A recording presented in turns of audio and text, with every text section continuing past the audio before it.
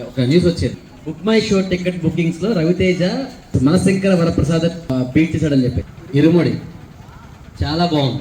రవితేజ అన్న హిట్ కొట్టినందుకు చిరంజీవి అభిమానిగా చాలా ఆనందపడుతున్నా. ఈవెన్ రవితేజ కూడా చాలా ఆనందపడి ఉంటాడు. కానీ రవితేజ కాదు కదా, తెలుగు ఇండస్ట్రీలో ప్రతి ఒక్కళ్ళు కూడా ఈ మజాని ఎంజాయ్ చేయలేరు. రికార్డు బ్రేక్ చేశాను నేను ఆనందాన్ని పడలేరు. ఎందుకంటే నేను టికెట్ బుక్ చేసుకుందాం అనుకున్నప్పుడు 2:30కి బుక్ చేసుకుంటే 4:30కి సినిమాకి వెళ్ళా. అదే ఒకప్పుడు చిరంజీవి సినిమా రిలీజ్ అవుతుంది అంటే ఆ ముందు రోజు 2 రోజుల ముందు నుంచి హడావిడి మొదలైద్ది.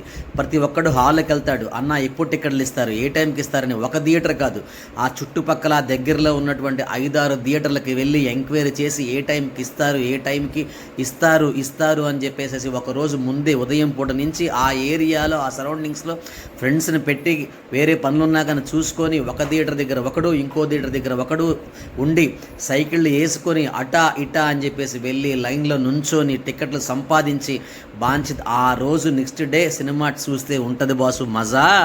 అప్పుడు మజా బాస్, అది ఆనందం, అది ఎగ్జైట్మెంట్, అది హ్యాపీనెస్. ఇది నేనే కాదు, రవితేజ కూడా ఖచ్చితంగా ఈ మెసేజ్ విని చాలా ఆనందపడతాడు. ఇది ఫ్యాక్ట్ అనుకుంటాడు. అప్పుడు ఒక తమ్ముడుగా ఆనందపడతాడు ఆయన.